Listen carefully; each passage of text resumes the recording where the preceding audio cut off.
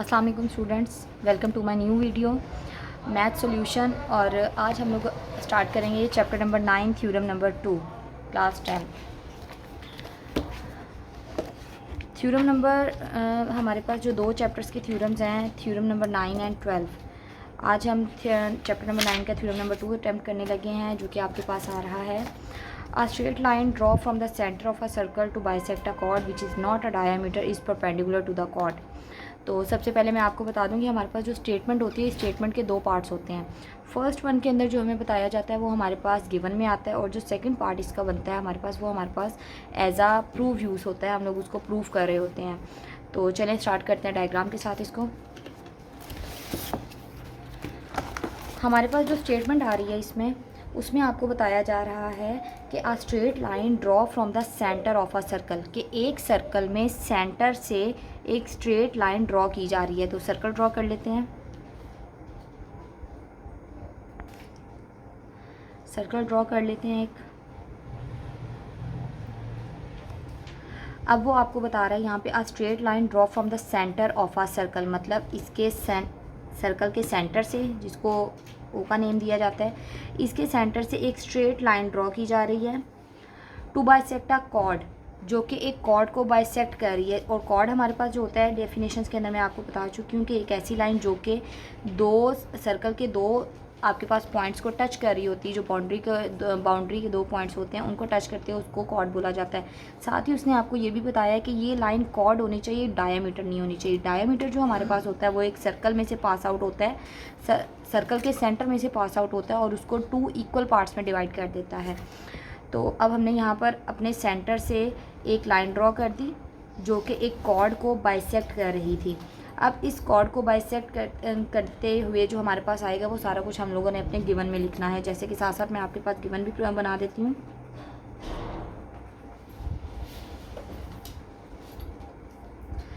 यहाँ पर हमारे पास एक मिड पॉइंट आया, क्योंकि उसने बाइसेक्ट किया है ये जो ऊपर से स्ट्रेट लाइन आ रही है, इसने आके इस कॉर्ड को बाइसेक्ट किया है। So M is a mid point of a chord A B. इस कॉर्ड को भी एक नेम दे देंगे A B. M is a mid point of chord A B of a circle with centre O. Means कि हमारे पास यहाँ पर हमें 3 चीज़ें पता चली हैं कि हमारे पास एक सर्कल है जिसका सेंटर ओ है,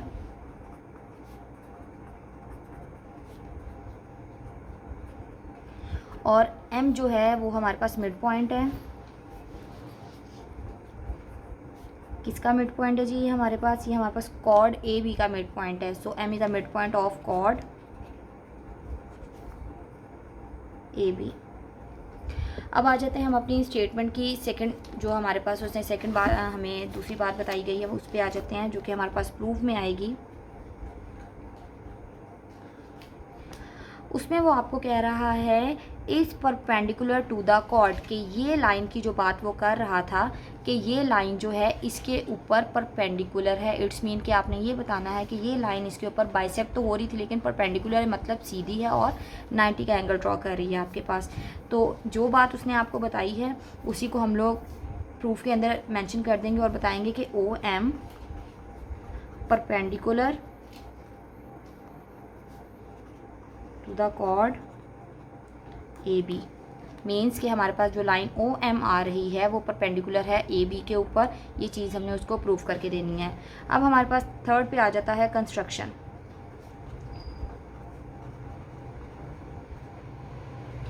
कंस्ट्रक्शन में हमारे पास हम इस चीज़ को लेकर कुछ भी प्रूव नहीं कर सकते, लिहाजा हमारे पास हमने 9th क्लास के अंदर जितने भी थ्योरम्स पढ़े उसके अंदर हम लोगों ने ट्राइंगल्स के ऊपर वर्किंग की थी।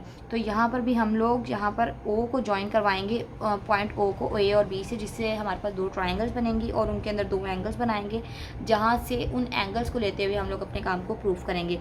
तो यहाँ पर आपके पास कंस्ट्रक्शन में आपको ज्वाइन करना है A and B with centre O, और इसी के साथ आपके पास जो 2 आपके पास पॉइंट्स बनेंगे उनको हम लोग एंगल्स का नेम दे देंगे एज एंगल 1 एंड 2। तो ड्रॉ करते हैं। यहाँ पे हमने कंस्ट्रक्शन में जो बताया था वो हम लोगों ने यहाँ पर प्रूफ भी कर दिया, और उसकी के साथ हम लोगों ने यहाँ पर बता देना कि ये हमारे पास एंगल 1 और 2 है। अब मैंने इस पूरे काम के अंदर आपको डायग्राम को स्टेटमेंट के साथ बनाने का तरीका बताया कि डायग्राम स्टेटमेंट के साथ साथ कैसे बनती है।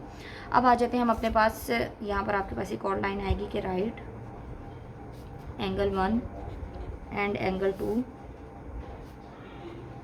As shown in the figure. अब आ जाते हैं हम अपने पास प्रूफ पर, जिसके अंदर हम स्टेटमेंट और रीजंस को शो करवाते हैं। यहाँ पर हमारे पास स्टेटमेंट्स आ जाएंगी और स्टेटमेंट्स के साथ साथ ही हमारे पास इसकी रीजंस आ जाएंगी। सबसे पहले हमारे पास देखा जाए तो यहाँ पर 2 ट्राइंगल्स बन रही हैं। हमारे पास एक ट्राइंगल बन रही है हमारे पास OAM and the second one is OBM। 2 triangles बन रही है। इन दोनों ट्राइंगल्स के अंदर हम कंकरेंसी शो करवाएंगे। फ़िलहाल तो हम इसको कॉरेस्पॉन्डेंस शो करवाएंगे। उसके बाद हम दोनों ट्राइंगल्स को अपने शो करवाएंगे कि हमारे पास कौन कौन सी इसके अंदर लाइंस इक्वल आ रही हैं, एंगल्स इक्वल आ रहे हैं। जो भी हम लोग अपने पास चैप्टर नंबर 12 क्लास 9 में हम लोग ये सारा काम कर चुके हैं। स्टार्ट करते हैं। इसमें हमारे पास जो 2 ट्राइंगल्स बनी हैं, the first one is OAM। Corresponding का साइन होता है ये आपके पास टू ट्राइंगल OBM। अगर देखा जाए हमारे पास इस ट्राइंगल के अंदर इस जो हमारे पास डायग्राम बनी हुई है, इसके अंदर मेजरमेंट OA जो कि हमने ड्रॉ की थी, OA as it is second triangle के अंदर बन रही है OB। और अगर कोई लाइन सेंटर से लेकर सर्कल की बाउंड्री को टच करती है तो वो रेडियस ड्रॉ करती है। तो और रेडियस हमारे हम जानते हैं जैसे कि सर्कल के अंदर रेडियस सारे बराबर होते हैं। आप इस साइड पे रेडियस ड्रॉ कर लें, किसी भी साइड पे रेडियस ड्रॉ करें तो वो बिल्कुल इक्वल आते हैं। तो हमारे पास OA की जो लाइन है वो बिल्कुल इक्वल आएगी OB की जो मेजरमेंट है उससे। तो हम लोग यहाँ पर बताते हैं जी कि मेजरमेंट OA इक्वल है मेजरमेंट OB। और हम यहाँ पर रीजंस में अपने पास बताएंगे कि ये इसकी radius of the same circle के, एक ही सर्कल के रेडियस है, लिहाजा वो इक्वल हो जाते हैं आपके पास। सेकंड हम उसको बताएंगे जी कि हमारे पास मेजरमेंट AM इक्वल है मेजरमेंट BM के। अब इसकी क्या रीज़न हो सकती है? AM और BM की मेजरमेंट बराबर है, ये कैसे हमें पता चलेगा? यहाँ देखें जी, स्टेटमेंट के अंदर उसने आपको बताया था कि आपके पास straight line draw from the centre of the circle to bisect a chord, मतलब कि कॉर्ड को बाइसेक्ट करती है वो लाइन। तो बाइसेक्ट करने का क्या मतलब होता है कि वो उसको 2 इक्वल पार्ट्स में डिवाइड कर रही होती है। तो इट्स मीन कि यहाँ पर हमें जो बात हम लोग बता रहे हैं वो एक्चुअली हमारे पास गिवन में मौजूद थी। अब आ जाते हैं इसके बाद हम लोग हमारे पास कॉमन क्या मटेरियल निकल रहा है इस लाइन के अंदर।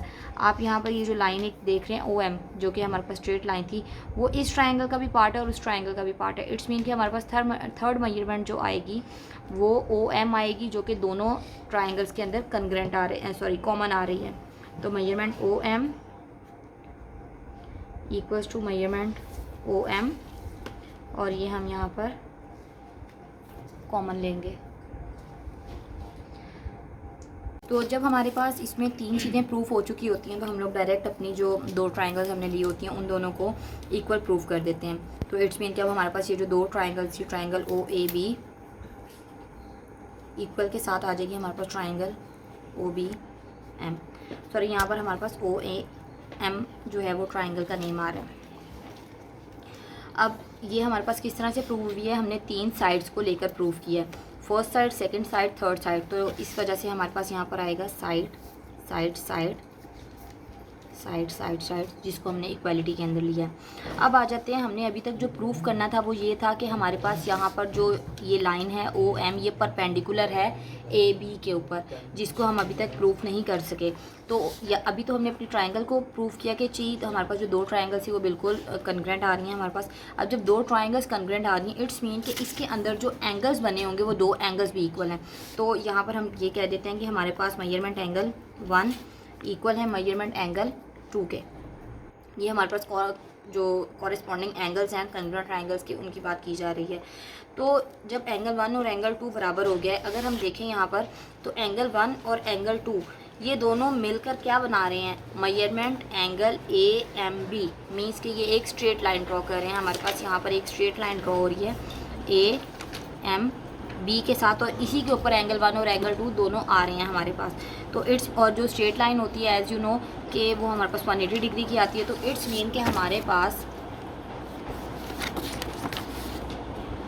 Measurement angle 1 plus measurement angle 2 किया जाए तो ये बनता है measurement angle AMB which is equals to 180 degree. तो अगर ये 180 डिग्री का और 1 एंगल और 2 एंगल दोनों बराबर हैं हमारे पास, तो इस लिहाज से हमारे पास जाता है कि एंगल 1 इक्वल है मेजरमेंट एंगल 2 के। तो अगर दोनों एंगल बराबर होंगे तो ऑब्वियसली बात है कि हमारे पास ये 90 के बराबर होंगे। तो अगर हमारे पास एंगल 90 का आ रहा है, इट्स मीन कि ये परपेंडिकुलर है। तो अगर ये परपेंडिकुलर है तो जो लाइन OM ड्रॉ की गई थी वो AB के ऊपर बिल्कुल परपेंडिकुलर आ रही है। यही चीज़ हमने उसको प्रूफ करके देनी थी कि OM की जो लाइन है वो AB के ऊपर परपेंडिकुलर है। तो यहाँ पर आपके पास इस तरह से थ्योरम कंप्लीट हो जाता है। आई होप आप सबको समझ आई होगी। अल्लाह ताला हम सबका हाथ में नासिर हो। नेक्स्ट वीडियो में मिलते हैं। अल्लाह हाफ़िज़।